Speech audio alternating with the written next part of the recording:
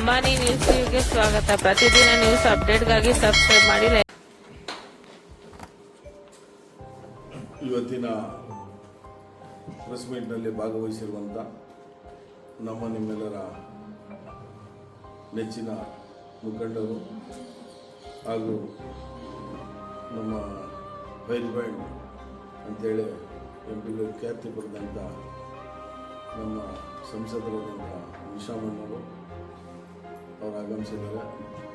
ಅವರನ್ನ ಗೌರವಿಸ್ತಾ ನಮ್ಮ ಮಂಡಲಾಧ್ಯಕ್ಷರಾದಂಥ ಗೋವಿಂದರಾಜವರೇ ಹಾಗೂ ರಾಜಶೇಖರ್ ರೆಡ್ಡಿ ಅವರು ಬೈಯವರೇ ಎಲ್ಲರೂ ನಮ್ಮ BJP ಇವತ್ತು ನರೇಂದ್ರ ಮೋದಿಯವರ 12 ವರ್ಷಗಳ ಸಾಧನೆ, ಆ ಸಾಧನೆ ವಿವರ ಇವತ್ತು ಈ ದೇಶ ಒಂದು ಉನ್ನತ ದಿಕ್ಕಿನಲ್ಲಿ ಹುಟ್ಟೋ ಹುಡುಗನಿಂದ ಹಿಡಿದು ಯುವಕರಿಗೆ ಏನು ಕೊಡಬೇಕು, ಪ್ರತಿನಿತ್ಯ ಇವತ್ತು ದೇಶನ ಹೆಂಗೆ ಕಾಪಾಡಬೇಕು, ಇವತ್ತು ಉದ್ಯೋಗಗಳು ಹೆಂಗೆ ಕೊಡಬೇಕು, ಅದ್ರ ಬಗ್ಗೆ ಇವತ್ತು ಕೂಲಂಕುಷವಾಗಿ 12 ವರ್ಷದ ಸಾಧನೆಗಳು ಅಂದರೆ 18 ಅವರ್ ಒಂದು ದಿವಸ ಹಗಲಿರುವುದು ಕೆಲಸ ಮಾಡ್ತಾ ಇರುವಂಥದ್ದು. ಅದನ್ನು ಬ್ರಿಟನ್ ಪ್ರಧಾನಿಯವರು 36 ವರ್ಷಗಳ ಸಾಧನೆ 12 ವರ್ಷಕ್ಕೆ ಮಾಡಿ ತೋರಿಸಿದ್ದಾರೆ ಅಂತ ಹೇಳಿದ್ದಾರೆ. ಅದನ್ನು ಸ್ಮರಿಸ್ತಾ ಇವತ್ತು ಕೇಂದ್ರ ಸರ್ಕಾರ ಮಾಡುವಂಥ ಕಾರ್ಯಕ್ರಮಗಳನ್ನ ಕೊಡ್ತಾರೆ. ಇವತ್ತು ಕೇಂದ್ರ ಸರ್ಕಾರದಲ್ಲಿ ಆಗಿರುವಂಥ ಎಲ್ಲ ಕಾಯ್ದೆಗಳು ಪ್ರತಿಯೊಬ್ಬರಿಗೂ ಜನರಿಗೆ ನೇರವಾಗಿ ಲಂಚ ಅನ್ನೋದನ್ನ ನಿರ್ಮೂಲನೆ ಮಾಡಿ ಇವತ್ತು ಅವರು ಖಾತೆಗಳಿಗೆ ಬರುವಂಥದ್ದು ಸೇವೆಗಳು. ಕಾಂಗ್ರೆಸ್ ಪಕ್ಷ ಇದ್ದಾಗೆ ರಾಜೀವ್ ಗಾಂಧಿ ಅವರು ಹೇಳಿದರು, ನಾವು ಕೇಂದ್ರದಿಂದ 100 ರೂಪಾಯಿ ಕಳಿಸಿದ್ರೆ ಇಲ್ಲಿ 20 ರೂಪಾಯಿ 15 ರೂಪಾಯಿ ಸೇರ್ತದೆ ಅನ್ನೋದು ಹೇಳಿದರು. ಇವತ್ತು ಕೇಂದ್ರದಿಂದ 100 ರೂಪಾಯಿ ಕಳಿಸಿದ್ರೆ 100 ರೂಪಾಯಿ ಸೇರ್ತಾ ಇದೆ.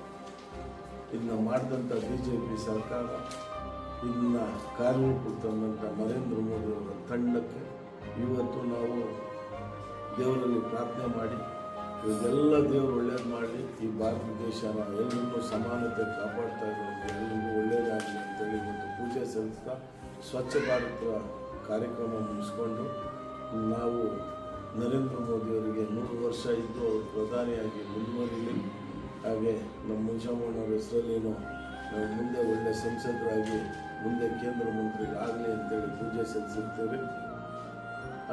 ಆದ್ದರಿಂದ ಇವತ್ತು ನಮ್ಮ ಚಿಂತಾಮಣಿ ನಗರದಲ್ಲಿ ಇವತ್ತು ಹೇಳಬೇಕು ಅಂದರೆ ಕಾಂಗ್ರೆಸ್ ಸರ್ಕಾರದಿಂದ ನಡೀತಾ ಇರುವಂಥ ಅಕ್ರಮಗಳು, ಬಡವರ ಮೇಲೆ ದೌರ್ಜನ್ಯಗಳು ಇವತ್ತು ಮಿತಿ ಮೀರಿ ಇವತ್ತು ನೀವು ಮಾರ್ಕೆಟಲ್ಲಿ ನೋಡಬೇಕು.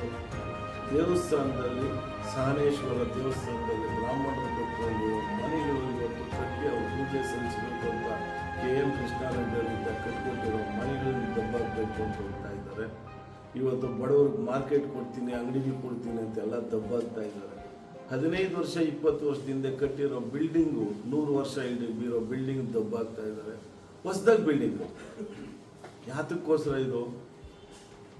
ಸ್ವಂತ ನಾವೇ ಅಲ್ಲ, ಕಾಂಟ್ರಾಕ್ಟ್ ನಾವು ಯಾರಿಗೂ ಕೊಡಲ್ಲ, ಸ್ವಂತ ನಾವೇ ಮಾಡ್ತೀವಿ. 50%, 70%, 50% ಸಿಗ್ತದೆ ನಮ್ಗೆ, ಬಿಲ್ಗಳು ಹಂಗೆ ಕೊಡ್ತಾರೆ. ಇದೇನಾ ರಾಜಕಾರಣ ಮಾಡೋದು? ಇಲ್ಲಿ ಬಡವರು ಮನೆಗಳು ಕಟ್ಕೊಂಡಿರೋ ಮನೆಗಳು PD ಖಾತೆ ಮಾಡಿ ಇವತ್ತು ಆ ಕಟ್ಟಿರೋ ಮನೆಗಳು 2 ಕಂತು ಕೊಟ್ಟಿದ್ದಾರೆ. ಸರ್ಕಾರದಲ್ಲಿ ಕೊಟ್ಟಿರೋದು ಗೌರ್ಮೆಂಟ್ ಜಾಗ ಸರ್ವೆ ನಂಬರಲ್ಲಿ ಖಾತೆ ಮಾಡಿದ್ಮೇಲೆ ಅವರಿಗೆ ಗೌರ್ಮೆಂಟ್ ಜಾಗಕ್ಕೆ 20-30 ಸೈಟ್ ಎಷ್ಟು ಬರ್ತದೆ ಅವರಿಗೆ? ಇಲ್ಲ 94CC ಆಕ್ಟಲ್ಲಿ ಹಾಕ್ಕೊಳ್ಳಿ, ನಿಮ್ಮ ಸರ್ಕಾರದಲ್ಲೇ ಇದೆ, ಆಕ್ಟಲ್ಲಿ ಬಳಸ್ಕೊಳ್ರಿ. ಆ ಮನೆಗಳಿಗೆ ಸರ್ಕಾರನ ದುರುಪಯೋಗ ಪಡಿಸ್ಕೊಂಡು ಇಲ್ಲಿರುವಂಥ MLA ಅವರು ದುರುಪಯೋಗ ಪಡಿಸ್ಕೊಂಡು ಇವತ್ತು ಆ ಮನೆಗಳನ್ನ, ಬಡವ್ರ ಮನೆಗಳನ್ನ ಕಟ್ಟಿರೋ ಮನೆ ಕೂಲಿ ಕಾಸು ಮಾಡಿ ಇವತ್ತು ಇಬ್ಬರು ಗಂಡ ಹೆಂಡತಿ ಮಕ್ಕಳು ಬಂಡೆ ಹೊಡೆದು ಕೂಲಿ ಕಾಸು ಮಾಡಿರೋ ಮನೆ ಕಟ್ಟಾದ್ಮೇಲೆ 2 ಕಂತು ಗೌರ್ಮೆಂಟ್ ಅವ್ರು ಕೊಟ್ಟ ಮೇಲೆ ಎತ್ಕೊಂಡೋಗಿದ್ದಾರೆ. ಯಾವ ನ್ಯಾಯ ಇದು? ಇದೇನು ಆಡಳಿತ? ನೀವು ಆಡಳಿತ ಕೊಡಕ್ಕೆ ಬಂದಿದ್ದೀರಾ ಇಲ್ಲ ಬರೋರು ಶೋಷಣೆ ಮಾಡಕ್ಕೆ ಬಂದಿದ್ದೀರಾ? ಏನು ಅಂತ ಗೊತ್ತಾಗ್ತಾ ಇದೆ. ಇಂಥವು ಜಾಸ್ತಿ ನಡೀತಾ ಇತ್ತು. ಅವರು ರಸ್ತೆ ಅಗಲೀಕರಣ ಎಲ್ರಿಗೂ ಒಂದೇನೇ ಇರಬೇಕು. ನಮ್ಮ ಅಂಗಡಿಗಳು ನಮ್ದಿರೋಂಥವು ಅಗಲೀಕರಣ ಆಗ್ಬಿಡ್ದು, ಅವ್ರ ಕುಟುಂಬದಾಗ ಆಸ್ತಿ ಇರೋದು ಅಗಲೀಕರಣ ಆಗ್ಬಿಡ್ದು. ಆ ರಸ್ತೆ ಬೇರೆ ರಸ್ತೆ ಇವತ್ತು 100 ಅಡಿ ರಸ್ತೆ ಮಾಡ್ತಾ ಇದ್ದೀವಿ. ನಿನ್ನ ಅಂಗಡಿಗಳಿರೋಂಥವು 100 ಅಡಿ ರಸ್ತೆ ಮಾಡೋದು, ಸರ್ಕಲ್ ಮಾಡ್ಬೇಕು. ಇವತ್ತು ನಿಮ್ಮ ಕಾಂಪ್ಲೆಕ್ಸ್ ಇರುವಂತ ಸರ್ಕಲ್ ಮಾಡು, ದೊಡ್ಡ ಸರ್ಕಲ್ ಮಾಡು, ನಾವು ಒಪ್ಕೊಂತೀರಿ. ಇವತ್ತು ನಿಮ್ದೊಂದು ಅಡಿ ಹೋಗ್ಬಿಡ್ದು ಬೇರೆ ಬಡವ್ರದ್ದು ಹೋಗ್ಬೇಕಾ? ಇದೇನಾ ನ್ಯಾಯ? ಇದೆಲ್ಲ ದೌರ್ಜನ್ಯವಾಗಿ ಮಾಡ್ತಾ ಇರೋದು. ಇವನ್ನೆಲ್ಲ ನಿಲ್ಲಿಸ್ದಿದ್ರೆ ಇವತ್ತು ನಾವು ಅಲ್ಲಿ ಹೋಗಿ ನಿಲ್ಲಿಸುವಂಥ ಕಾರ್ಯಕ್ರಮ ಮಾಡ್ತೀರಿ.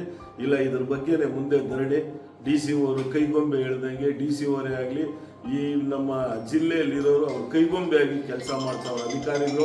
ಅಧಿಕಾರಿಗಳು ದಯವಿಟ್ಟು ಎಚ್ಚೆತ್ಕೊಬೇಕು. ಮುಂದೆ ನಿಮ್ಮ ಮೇಲೆ ಬರುವಂಥದ್ದಿದೆ. ಬಡವ್ರಿಗೆ ಮೋಸ ಮಾಡಕ್ಕೆ ಹೋಗ್ಬೇಡ್ರಿ.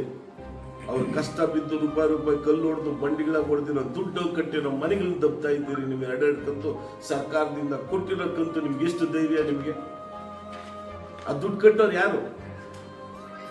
ಕೇಂದ್ರ ಸರ್ಕಾರ ಕೊಡ್ತಾ ಇರೋದು, ರಾಜ್ಯದ ಸರ್ಕಾರಗಳು ಕೊಡ್ತಾ ಇರೋದು.